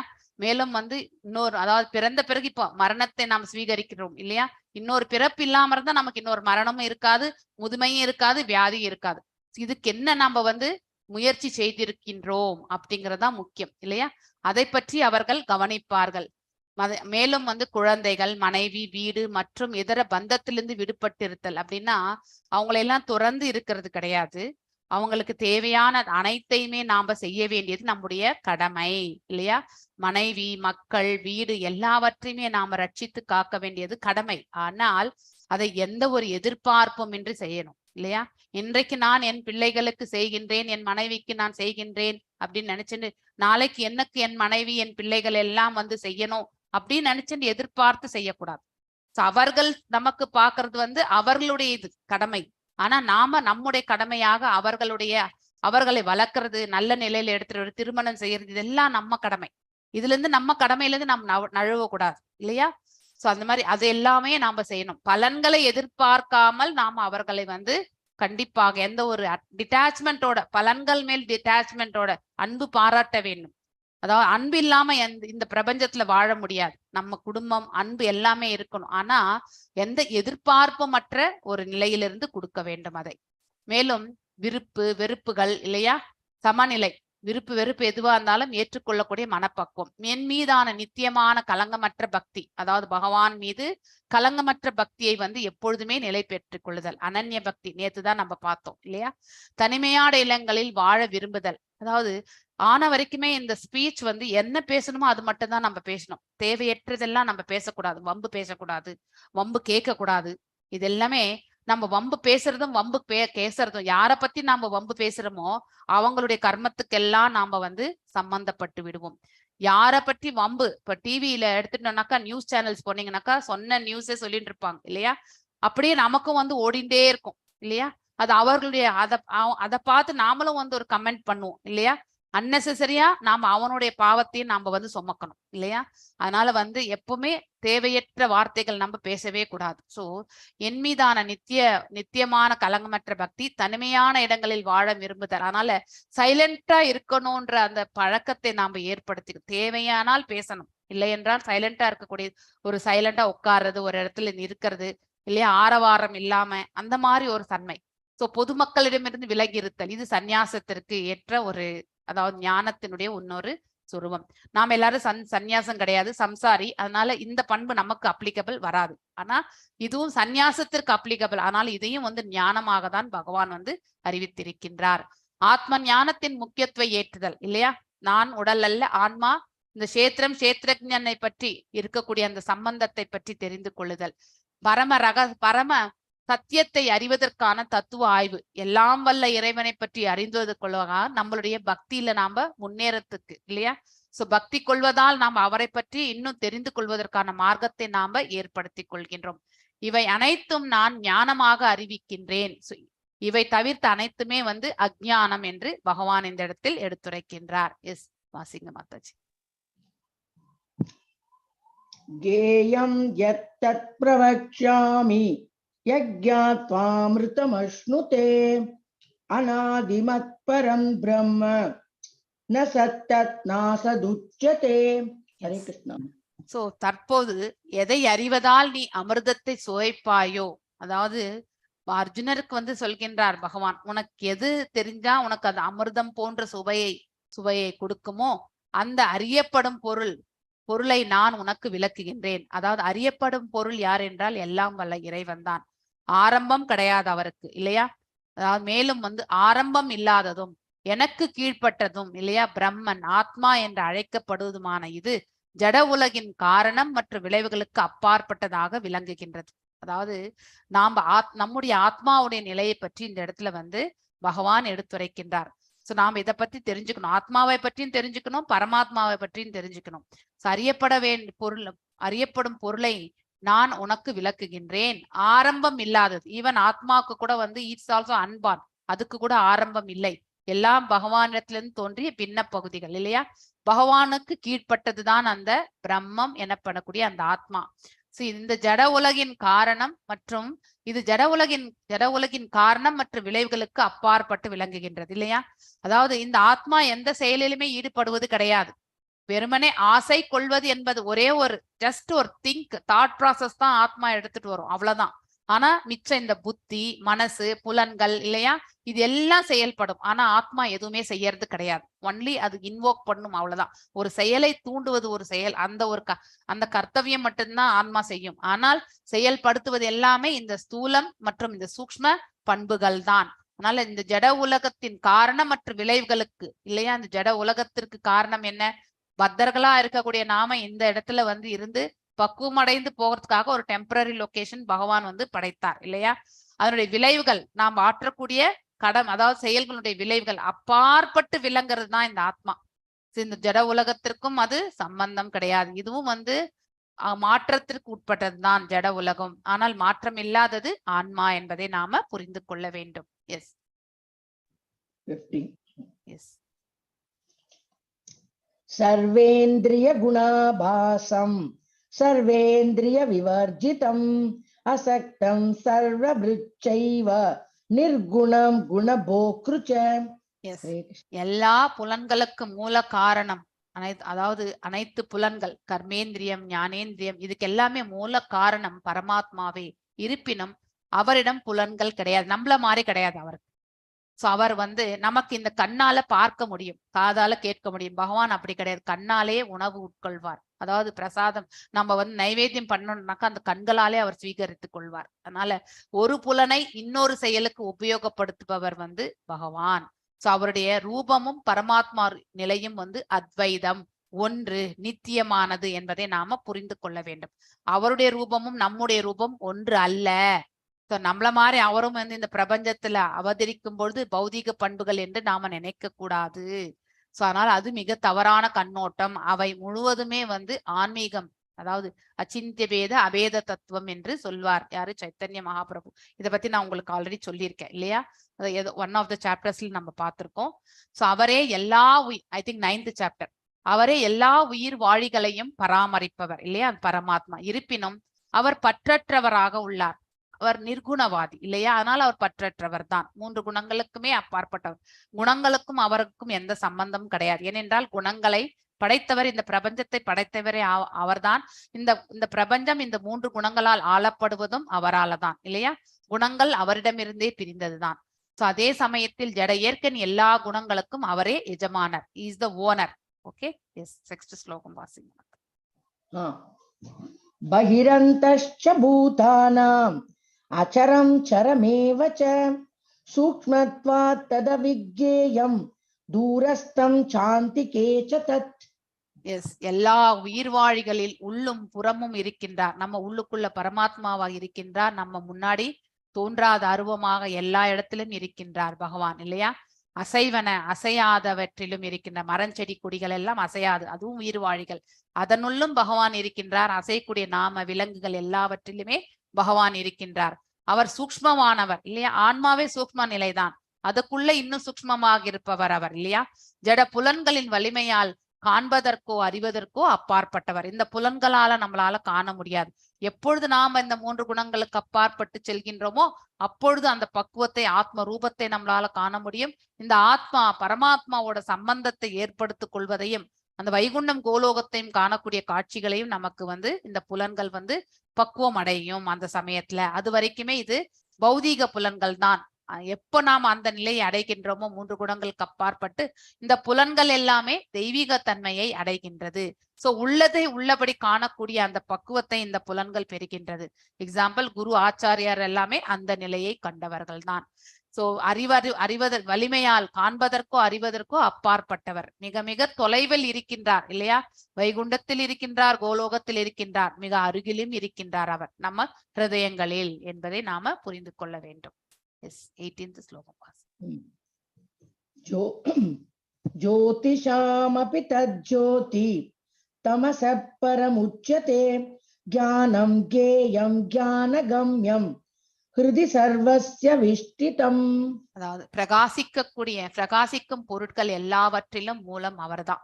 ஒன்று, நாம ஒரு ஓமையை நாம என்னைக்குமே மனசுல நிறுத்திக்கணும். பிரகாசம் என்றால் ஞானத்திற்கு எப்பொழுதுமே அதாவது ஒப்பிட வேண்டும். மேலும் வந்து இருள் என்றால் அஜ்ஞானத்திற்கு ஒப்பிடப்படுவது. சோ அதனால இந்த இடத்துல பிரகாசம் என்று சொல்லப்படக்கூடிய அனைத்திலுமே வந்து ஞானத்தினுடைய இது இல்லையா, ரெப்ரசன்டேஷன் இல்லையா. அதற்கு மூலம் ஞானம் எங்கிருந்து பிறக்கின்றது, எல்லாம் வல்ல இறைவனிடம் தான் பிறக்கின்றது இல்லையா. அவர் ஜடத்தின் இருட்டிற்கும் அப்பாற்பட்டவர். சோ அதாவது இருளும் ஜடமும் ஒன்று பண்ணிட்டாங்க இந்த இடத்துல இல்லையா. தோன்றாதவராகவும் உள்ளார், நம்ம கண்களுக்கு புலப்படாதவரும் இருக்கின்றார். அவரே அறிவாகவும் அறியப்படும் பொருள், அதாவது ஞானமும் அவர்தான், நேயமும் அவர்தான். அறிவின் இலக்கு நமக்கு எல்லாருக்குமே வந்து இலக்கு, அதாவது அறிவை ஞானத்தை பற்றி தெரிந்து கொண்டோம்னாக்கா பகவானை அறிவினுடைய இலக்கு அவர்தான், நேயம் என்பதை நாம் இந்த இடத்துல புரிந்து கொள்ள வேண்டும். அவர் ஒவ்வொருடைய இதயத்திலுமே பரமாத்மாவாக குடிக்கொண்டிருக்கின்றார் இல்லையா, சூக்ஷ்மமாக. எஸ், 19th ஸ்லோகம் வாசிக்கும். இது க்ஷேத்ரம் ததா ஞானம் ஞேயம் சோக்தம் சமாசதஹ மத்பக்தா ஏதத் விஜ்ஞாய மத்பாவயோபவத்யதே. அதாவது இவ்வாறாக செயல்களின் களம், அதாவது க்ஷேத்திரம் இந்த உடல், அறிவு அதாவது சாங்கிய தத்துவம் இல்லையா, உடலும் ஆன்மாவை பற்றி தெரிந்து கொள்வது, ஞானம் அறியப்படும் பொருள் பகவான் இல்லையா, அந்த விஞ்ஞானம் அதாவது நேயம் என்று அறியப்படும் பொருள் ஆகியவை சுருக்கமாக என்னால் விவரிக்கப்பட்டுள்ளது. எனது பக்தர்கள் மட்டுமே இவற்றை முழுமையாக புரிந்து கொண்டு எனது இயற்கையை அடைய முடியும். அதாவது ஞானம் என்றால் என்ன, நேயம் என்றால் என்ன, கஷேத்திரம் என்றால் என்ன, இது எல்லாமே புரிந்து கொள்பவன் ஒரு பக்தனாக இருந்தால் பகவானுடைய திருநாட்டை அடையக்கூடிய மார்க்கத்தை அவன் அடைகின்றான். அப்படின்னா அவன் பக்குவ நிலையை அடைந்திருப்பான். அதனால பக்குவ நிலை அடைந்த ஒருத்தர் பகவானுடைய திருநாட்டை அடைவது என்பது நடக்கக்கூடிய ஒன்றுதான். எஸ், 20th ஸ்லோகம் வாசிங்க. பிரகிருதிம் புருஷம் சைவ வித்யநாதி உபாவபி விகாராம் ச குணாம் சைவ வித்வி பிரகிருதி சம்பவான். எஸ், ஜட இயற்கையும் உயிர் வாழிகளும் ஆரம்பமற்றவை. ஜட இயற்கை ஆரம்பமற்றவை என்ன, பகவானிடத்திலிருந்து பிறப்பெடுக்கின்றது இல்லையா. அண்டங்கள் எல்லாம் பகவானுடைய சுவாசத்திலிருந்தான் வருகின்றது. எப்பொழுது பிறக்கும், எப்பொழுது பகவானுக்குள் அடங்குன்றது அந்த காலத்தின் நடுவு பகவானுடைய ஒரு சுவாசத்தில் என்பதை நாம சொல்லியிருக்கேன் நானு. அது மாதிரி அந்த காலத்தை நம்மளால கணக்கிட முடியாது. சோ அதனால ஆரம்பம் மற்றவைதான். எப்பொழுது அதனுடைய தொடர்பு ஏற்படும், அதாவது தொடங்கும் என்பதெல்லாம் நமக்கு தெரியாது. சோ அவர்களது மாற்றங்களும் ஜடத்தின் குணங்களும் ஜட இயற்கையின் உற்பத்தி பொருட்களே. அதாவது இந்த பிரகிருதி மாற்றத்திற்கு உட்பட்டதுதான். அங்கங்க சிறு சிறு பிரளயம் ஏற்படும். இப்ப கொரோனா எவ்வளவு இம்பாக்ட் ஆச்சு இல்ல, எவ்வளவோ அழிவுகள் எல்லாம் நம்ம பார்த்தோம். இனிமே நெக்ஸ்ட் ரிசிஷன் வரும். இந்த மாதிரி ஏதோ ஒண்ணு நடந்துட்டுதான் இருக்கும் இந்த பிரபஞ்சத்துல. ஒரு பக்கம் நல்ல நிலையில் இருக்கக்கூடிய செய்திகளும் நம்ம கேட்டுட்டு இருப்போம், ஒரு பக்கம் அழிவை பற்றியும் நாம கேட்டுட்டே இருப்போம். இது எல்லாமே இந்த ஜடத்தினுடைய குணாதிசயங்களுக்கு ஏற்றவாறுதான் செயல்படுகின்றது இல்லையா. சோ இந்த ஜட இயற்கையினுடைய உற்பத்தி பொருட்கள் இந்த குணாதிசயங்கள், அதனால் இது செயல்படுத்தப்படுகின்றது. சோ இங்க அதாவது ஜட இயற்கையும் உயிர்வாழிகளும் ஆரம்பமற்றவை. உயிர்வாழிகள் எப்பொழுது படைக்கப்படுகின்றார்கள், அழிக்கப்படுகின்றார்கள் நமக்கு தெரியாது. யாருக்கு மரணம் எப்பொழுது என்பதும் நமக்கு தெரியாது இல்லையா. அதுதான். எஸ், நெக்ஸ்ட் ஸ்லோகம் வாசிங்க மாதாஜி. காரியகரண கர்த்ருத்வே ஹேது பிரகிருதிருச்யதே புருஷ சுக துக்கானாம் போக்திருத்வே ஹேதுருச்யதே. எஸ், எல்லா செயல்களுக்கும் விளைவுகளுக்கும் இயற்கையே காரணம் என்று குறிப்பிடப்படுகின்றது. அந்த இயற்கை எதனாலானது, 3 குணங்களால் இயங்குகிறது இல்லையா. அதனால்தான் ஒருவருடைய செயலுக்கு காரணம் அவனுடைய குணாதிசயத்துக்கு ஏற்றவாறு அவன் செயல்படுவான் என்பதை நாம் இந்த பதத்திலிருந்து தெரிந்து கொள்ள வேண்டும். இருப்பினும் இவ்வுலகின் பல்வேறு இன்ப துன்பங்களுக்கு உயிர் வாழியே காரணமாக குறிப்பிடுகின்றது. ஏனென்றால் இந்த ஆத்மாதான் ஒரு செயலை செய்வதற்கு தூண்டுகின்றது, அவ்வளவுதான். அதனால he is the responsible person இல்லையா. அவனால இந்த புத்தி மனசு இந்த புலன்கள் எல்லாமே செயல்படுத்தி ஒரு நல்லதையோ ஒரு கெட்டத்தையோ அந்த ஒரு நிலை ஏற்படுகிறது. கெட்டது வரும்போது காரணம் எது, அதாவது துன்பங்கள், இன்ப துன்பங்களுக்கு எல்லாம் காரணம் இந்த உயிர் வாழியா இருக்கக்கூடிய ஜீவாத்மா என்பதை இந்த இடத்துல அழகாக எடுத்துரைக்கப்பட்டிருக்கின்றது. எஸ், வாசிங்க மாதாஜி. புருஷ பிரகிருதிஸ்தோ ஹி புங்க்தே பிரகிருதிஜான் குணான் காரணம் குணசங்கோஸ்ய சதசகோ நிஜன்மசு. எஸ், அதாவது ஜட இயற்கையில் உள்ள உயிர் வாழி, நாம் எல்லாரும் கூட இந்த ஜட இயற்கையில தான் இருக்கோம் இல்லையா. உயிர் வாழிகள் இயற்கையினுடைய 3 குணங்களை அனுபவித்துக் கொண்டு இல்லையா, நம்ம எந்த குணாதிசயத்துல ஐக்கியமா இருக்குமோ அந்த குணாதிசயத்துல நம்முடைய செயல்பாடுகளை எல்லாம் அமைத்துக் கொண்டு அதிலேயே நம்ம சுகிப்பவர்கள் வாழ்வின் வழிகளை பின்பற்றுகின்றனர். சோ அந்தந்த குணாதிசயக்கேற்றவாறு ஒரு அந்த வாழ்நிலையை அவர்கள் ஏற்கின்றார்கள். இவை ஜட இயற்கையின் தொடர்பால் ஏற்படுபவை இல்லையா. சோ யாரொருவர் இந்த ஜட உலகில் அவதரிக்கின்றார்களோ அந்த 3 குணங்களோடு அவர்கள் ஆட்கொள்ளப்படுகின்றனர். இந்த 3 குணங்களை விட்டு வரணும்னு அந்த உயிர் வாழிதான் எதிர்த்து நிற்க வேண்டும். எது வரைக்கும் அவன் எதிர்த்து போரிடவில்லையோ அது வரைக்கும் இந்த 3 குணங்களோடு அவன் ஐக்கியமாக இருந்து கொண்டு செயல்படுத்துவான். மேலும் அவனுடைய கர்ம பந்தனுக்கு ஆட்கொள்கின்றானா இல்லையா என்பது அவனுடைய குணாதிசயம். சத்வத்துல இருக்கிறவங்க, ரஜோல இருக்கிறவங்க தாம்சிக், இது மூன்றுமே கட்டுண்ட உடலை தான் கொடுக்கும். எப்பொழுது இந்த 3 குணங்களுக்கு அப்பாற்பட்ட நிலை சுத்த சத்துவத்தில் நாம் இயங்குகின்றோமோ அப்ப நமக்கு விடுதலைக்கான மார்க்கம் என்பது நமக்கு கிடைக்க பெறுவோம். இவ்வாறு பல்வேறு இனங்களில் அவன் நன்மை தீமைகளை சந்திக்கின்றான். இங்கே அவன் என்பது ஆன்மாவை குறிக்கும். ஓகே, எஸ் 23rd வாசிங்க மாதாஜி. उपद्रष्टानुमन्ता च भर्ता भोक्ता महेश्वरः परमात्मेति चाप्युक्तो देहेऽस्मिन् पुरुषः परः. எஸ், இருப்பினும் இந்த உடலில் மற்றொருவரும் இருக்கின்றார். அதாவது பரமாத்மா, ஜீவாத்மா மாத்திரம் கிடையாது. அவரே தெய்வீக அதாவது டிவைன் என்ஜாயர். அவர் வந்து தெய்வீக அனுபவிப்பாளர். நாம் எல்லாருமே பௌதீகத்துல சுகிப்போம் இல்லையா?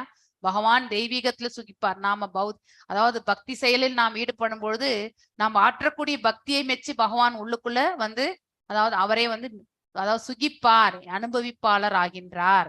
அவரே இறைவன், பரம உரிமையாளர். அனைத்தையுமே வந்து அவருடைய ஆளுமை கீழே தான் இங்கே இயங்கிக் கொண்டிருக்கின்றது. மேற்பார்வையிட்டு அனுமதி வழங்குபவரும் அவர் தான். உள்ளுக்குள்ளேருந்து பர்மிஷன் அவர் தான் கொடுக்கறது.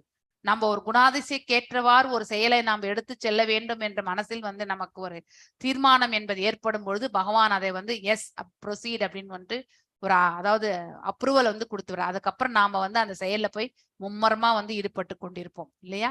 பரமாத்மா என்று அறியப்படுபவரும் அவரேதான் என்பதை இந்த இடத்துல தெரிந்து கொள்ள வேண்டும். S24. य एवं वेत्ति पुरुषं प्रकृतिं च गुणैः सह सर्वथा वर्तमानोऽपि न स भूयोऽभिजायते. இந்த பிரகிருதி, இந்த உயிர் வாழி ஜீவா, குணங்களோடான இவற்றின் உறவு, அதாவது இந்த 3 குணங்களான இவற்றுடைய உறவு, ரிலேஷன்ஷிப் இல்லையா, ஆகியவற்றை பற்றிய இந்த தத்துவங்களை புரிந்து கொள்பவன் நிச்சயமாக முக்தி அடைகின்றான். ஏன்னா இந்த பௌதீக இயற்கையினுடைய கட்டுண்ட நிலை என்ன என்பது அவனுக்கு புரியும் இல்லையா? இந்த கட்டுண்ட நிலையை அவன் மீண்டும் ஏற்படுத்த கூடாத அத்தகைய நிலையில் அவனுடைய செயல்பாடுகளை அமைத்துக் கொள்வான். விடுதலைக்கான மார்க்கம் எது என்பதை அந்த உயிர் வாழி வந்து தேடுவான். சோ அதற்கேற்ற குணாதிசயம் என்ன? இந்த 3 குணங்களுக்கு அப்பாற்பட்டு சுத்த சத்துவ நிலை கொள்வது இல்லையா? சோ இப்படிப்பட்ட ஒரு தத்துவங்களை எல்லாம் புரிந்து கொள்ளக்கூடிய அவனுடைய முயற்சிகள் எல்லாமே அவனுக்கு நன்மையான ஒரு செயலை தான் ஏற்படுத்தி இறுதியில வந்து அவன் முக்தியை அடைகின்றான். சோ மேலும் அவனது தற்போதைய நிலை எவ்வாறாக இருந்தாலும் சரி, அதாவது என்ன இருமைகளாக இருந்தாலும் சரி, இந்த பக்குவத்தை பெற்ற பிறகு அவன் அந்த இருமைகளிலிருந்து விலக்கவும் படுகின்றான். அப்படிப்பட்டவன் இந்த பிரபஞ்சத்தில் மீண்டும் வந்து பிறவி எடுப்பது கிடையாது. எஸ் வாசிங்க மாதாஜி.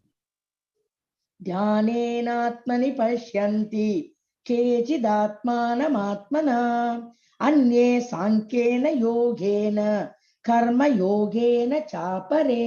எஸ், ஒருவர் தனக்குள் இருக்கும் பரமாத்மாவினை சிலர் தியானத்தினாலும் இல்லையா, நம்ம நாம ஜபங்கள் சொல்லும் பொழுது பகவானுடைய திருப்பாதங்களை நினைச்சுட்டு நம்ம வந்து சொல்லிட்டே இருந்தா ஒரு நாள் இல்லைன்னா ஒரு நாள் பகவானுடைய ரூபத்தை தரிசனம் நமக்கு கண்டிப்பா காட்டுவார் இல்லையா? அதனால தனக்குள்ளே இருக்கும் பரமாத்மாவினை சிலர் வந்து தியானத்தினாலும் இல்லை தியான பயிற்சிகளால, சிலர் ஞானத்தை வளர்ப்பதினாலும், இப்படி நம்ம பகவத்கீதை பாகவதம் இதெல்லாம் கேட்பதாலும் வாசிப்பதாலும், வேறு சிலர் பலனை எதிர்பார்க்காமல் செயல்படுவதாலும் இல்லையா, அவங்க ஆற்றக்கூடிய கடமைகள் அனைத்துமே வந்து செவ்வன ஆற்றுவார்கள். ஆனால் எந்த பலன் எது வந்தாலும் ஏற்றுக்கொள்ளக்கூடிய மனப்பக்குவம், இப்படிப்பட்டவர்களுக்கு எல்லாமே வந்து அவர்கள் வந்து பரமாத்மாவினை வந்து உணர முடியும், காண முடியும் என்பது இந்த இடத்துல சொல்லப்பட்டிருக்கு. S27 வாசிங்க. அன்யே தேவமஜானந்த சுத்வான்யேப்ய உபாசதே தேபி சாதி தரந்த்யேவ மிருத்யும் ஸ்ருதி பராயணாஹ. 27 படிக்கிட்டா? 26 படிச்சிட்டீங்களா? ஓகே 26 இருங்க. வேறு சிலர் வந்து ஆன்மீக ஞானத்தில் ஆழ்ந்த அனுபவம் இல்லாத பொழுதும், இந்த இடத்துல தேவஹூதி வந்து அதாவது கபில முனியிடம் தன் மகனும் வந்து பகவானுடைய அவதாரம், அவரிடத்தில் சாங்கிய தத்துவத்தை பற்றி எடுத்துரைக்கின்றார். இது பாகவதம் வந்து 3rd cantoல வந்து 25-26வது சாப்டர்ல வந்து ரொம்ப அழகான அந்த உரையாடல் நம்ம பின்னாடி படிப்போம்.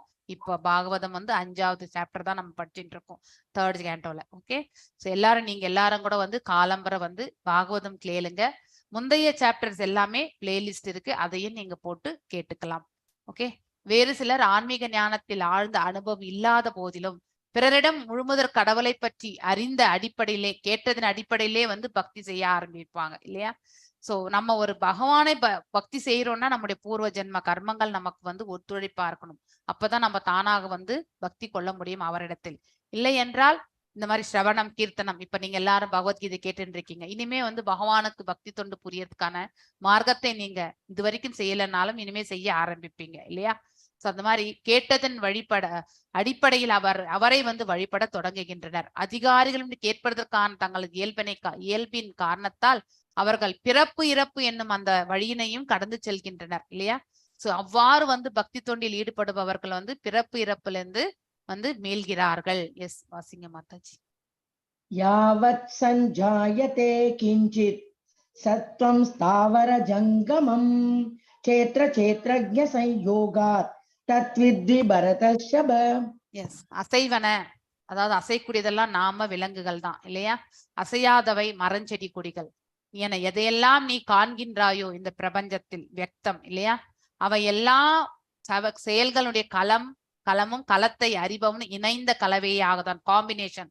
கஷேத்திரம் மற்றும் கஷேத்ரஜனுடைய காம்பினேஷன். கஷேத்திரம் என்று இந்த உடல் கொண்ட ஆத்மா வந்து கஷேத்ரஜன். இந்த இரண்டுமே வந்து ஜாயிண்டா தான் நம்ம பாக்குறோம் இல்லையா? சோ இது திருப்பி மறுபடியும் போட்டிருக்காங்க, அத நம்ம இக்னோர் பண்ணிக்கலாம். எஸ், 28 ஸ்லோகம். சமம் சர்வேஷு பூதேஷு திஷ்டந்தம் பரமேஸ்வரம் வினஷ்யஸ்வ வினஷ்யந்தம் யபஷ்யதி சபஷ்யதி. பகவான் எல்லா உடல்களிலுமே ஜீவாத்மாவுடன் இணைந்து பரமாத்மாக இருக்கின்றார். அப்படி அந்த உண்மையை யார் ஒருவன் காண்கின்றானோ, அழியக்கூடிய உடலில் இருக்கும் இந்த ஆத்மாவும் பரமாத்மாவும் அழிவடைவதே கிடையாது. ஏனென்றால் அது நித்திய தன்மை, அணு ஆத்மா மற்றும் விபு ஆத்மா. ஆனா நாம வந்து இந்த உடல் வந்து அழியக்கூடிய இந்த ஸ்தூலம், அது ரெண்டுமே சூக்ஷ்மம் இல்லையா, அழிவற்றது என்பதை புரிந்து கொள்பவனே உண்மையில் வந்து உண்மையை காண்பவன் ஆகின்றானது. அதாவது இருக்கிறத, அதாவது உண்மையை கண்டவனாக அவன் வந்து கருதப்படுகின்றான், உள்ளது உள்ளபடி. எஸ், 29. சமம் பஷ்யன் ஹி சர்வத்ர சமவஸ்திதம் ஈஸ்வரம் நஹினஸ்த்யாத்மனமாத்மானம் ததோ யாதி பராம் கதிம். எல்லா இடங்களிலும் எல்லா உயிர் வாழிகளும் சமமாக வீற்றிருப்பதை வந்து காண்பவன் பரமாத்மா எல்லாருடைய ஹிருதயங்களே இருக்கார். இங்க இருக்கக்கூடிய இந்த பிக்சர்ல, அதாவது பெரிய ரிஷியினுடைய ஹிருதயத்திலே இருக்கார், ஒரு பிராமணருடைய ஹிருதயத்திலும், அந்த ஆடு பசு அந்த அந்த உயிர் வாழிகளிலுமே பரமாத்மா இருக்கிறார். சோ யாருடைய ஹிருதயத்திலுமே பரமாத்மா இல்லாம இல்லை. சோ அப்படி எல்லா உயிர் வாழிகளிலுமே வந்து பகவான் இருக்கின்றார் பரமாத்மாவாக என்று காண்பவன் யார் இருக்கின்றானோ தனது மனதால் தன்னை இழிவுபடுத்திக் கொள்வதில் அப்படிப்பட்டவன் வந்து, ஏனென்றால் எல்லாருடைய ஹிருதயங்களிலுமே பகவான் இருக்கார். சோ தன்னுடைய ஹிருதயத்திலுமே பகவான் இருப்பார். அதனால அவரை தானே வந்து தாழ்த்தி கொள்ள மாட்டார் இல்லையா? அது தவறாகி நிற்கும். இவ்வாறு அவன் தெய்வீக இலக்கை வந்து அணுகுகின்றான். எஸ், 30th ஸ்லோகம் வாசி. பிரகிருத்யைவ ச கர்மாணி கிரியமாணானி சர்வசஹ யபஷ்யதி ததாத்மானம் அகர்த்தாரம் ச பஷ்யதி. எஸ், எவன் ஒருவன் ஜட இயற்கையினால் படைக்கப்பட்ட உடலே எல்லா செயல்களும் செய்கின்றது என்றும் ஆத்மா எதுவுமே செய்வதில்லை என்பதை உணர்கின்றானோ அவனே உண்மையை காண்கின்றான். எஸ், ஆத்மா எந்த செயலுமே செய்யறது கிடையாது. ஆத்மா என்ன சொல்லோ இந்த செயல் செய்யலாம். அதாவது ஒரு கார்ல உட்கார்ந்து இருப்ப ஒரு பயணி மாதிரிதான். ஸோ டிரைவர் வந்து புத்தி, அந்த ஸ்டேரிங் வந்து மனசு. அந்த ஸ்டேரிங்கை நம்ம மனசை எப்படி திருப்புறோமோ அதுக்கேத்த மாதிரி அந்த கிளட்சு, பிரேக்கு, கால், இந்த புலன்கள் எல்லாம் செயல்படும் இல்லை? அந்த காரினுடைய 4 சக்கரங்களும் வந்து வேலை செய்யும் இல்லையா? அது மாதிரி நம்ம வந்து இந்த இடத்துல வந்து படைக்கப்பட்ட உடல் வந்துதான் இந்த புலன்கள் இல்லையா, புலன்கள், மனது மற்றும் அறிவுதான் வந்து செயல்படுகின்றது. ஆனா ஆத்மா எந்த இடத்துலயுமே வந்து செயல்படுவது கிடையாது. இப்படி யார் இந்த உண்மையை உணர்கின்றார்களோ அவனே உள்ளதை உள்ளபடி காண்கின்றார்கள், அதாவது உண்மையை காண்கின்றார்கள் என்று பொருள். எஸ், 33 வாசிங்க. யதா சர்வகதம் சௌக்ஷ்யாத் ஆகாசம் நோபலிப்யதே சர்வத்ராவஸ்திதோ தேஹே ததாத்மா நோபலிப்யதே. எங்கும் நிறைந்திருந்தாலும் இல்லையா, பகவான் எல்லா இடத்திலுமே அரூபமாக நிறைந்திருக்கின்றார் இல்லையா? தனது நுண்ணிய இயற்கையினால், அதாவது இன்டெலிஜென்டா அவர் படைத்த இந்த பிரபஞ்சம் இல்லையா, இயற்கையினால் ஆகாயம் எதனுடன் கலக்காமல் இருக்கின்றதோ, இந்த பூமியும் ஆகாயம் ஒன்றாக கலப்பதே கிடையாது. ஆனா நம்முடைய பார்வைக்கு அது இரண்டும் ஒரு கடல் கரையோரமா போய் நின்னீங்கன்னாக்கா ஆகாயமும் அந்த அதாவது நிலத்துல இருக்கக்கூடிய இந்த நீர்நிலையும் வந்து ஒன்றாக கலந்திருப்பதாக நமக்கு தோன்றும். ஆனால் அது கண்டிப்பாக கலப்பது கிடையாது இல்லையா? சோ ஆத்மா உடலில் அமைந்திருந்தாலுமே அது உடலில் வந்து ஒட்டி கலப்பது கிடையாது. சோ 5 விதமான வாயுக்களில் மிளர்ந்து கொண்டு ஒரு வாயு தலை மேல ஒரு வாயு வந்து இந்த உடல் பாகம் இடுப்புக்கு கீழே ஒரு வாயு வந்து உடல் முழுவதுமே பரவி கொண்டிருக்கின்றது இல்லையா? அப்படிப்பட்ட அந்த வாயுகள்ல வந்து அந்த உடல் வந்து மிதந்து கொண்டிருப்பதால் நம்ம உடல் முழுவதுமே அந்த உணர்வை வந்து நம்மளால புரிந்து கொள்ள முடிகின்றது. எஸ் 34 வாசிங்க மாதாஜி. யதா பிரகாசயத்யேக கிருஷ்ணம் லோகமிமம் ரவிஹி சேத்ரம் சேத்ரி ததா கிருஷ்ணம் பிரகாசயதி பாரத. எஸ், ஒரு சூரியன் இந்த பிரபஞ்சம் முழுவதும் ஏதாவது இருந்து ஒளி கொடுத்து கொண்டே இருக்கின்றார் இல்லையா? அதே போல இந்த உடலுக்குள்ள இருக்கக்கூடிய ஆத்மா இந்த உடல் முழுவதுமே அந்த உணர்வை வந்து ஏற்படுத்துகின்றது, பிரகாசமும் படுத்துகின்றது என்பதை நாம புரிந்து கொள்ள வேண்டும். எஸ், லாஸ்ட் ஸ்லோகம். சேத்ர சேத்ர ஜோரேவம் அந்தரம் ஞான சக்ஷுஷா பூத பிரகிருதி மோக்ஷம் ச ஏ விதுர்யாந்தி தே பரம். எஸ். ஓம் தத்சதிதி ஸ்ரீமத் பகவத் கீதாசு உபனிஷத்சு பிரம்ம வித்யாயாம் யோக சாஸ்திரே ஸ்ரீ கிருஷ்ணார்ஜுன சம்வாதே சேத்ர சேத்ரஜ்ய விபாக யோகோ நாம त्रयोदशोऽध्यायः. सर्वं कृष्णार्पणमस्तु. Thank you Mataji. Thank you Krishna Mataji. Hare Krishna. அந்தரம் ஞான சக்ஷுஷா, ஞான சக்ஷுஷா அதாவது ஞான கண்கள் இல்லையா? உடலுக்கும் உடலின் உரிமையாளனுக்கும் இடையிலான இந்த வேறுபாட்டை ஞான கண்களை கொண்டு அறிய வேண்டும் நம்ம இல்லையா? சோ ஞான கண்களை கொண்டுதான் ஆத்மாவை பற்றி நாம தெரிந்து கொள்ள வேண்டும். இந்த உடலினுடைய செயல்பாடுகள் என்ன என்பதையும் நாம புரிந்து கொள்ள வேண்டும்.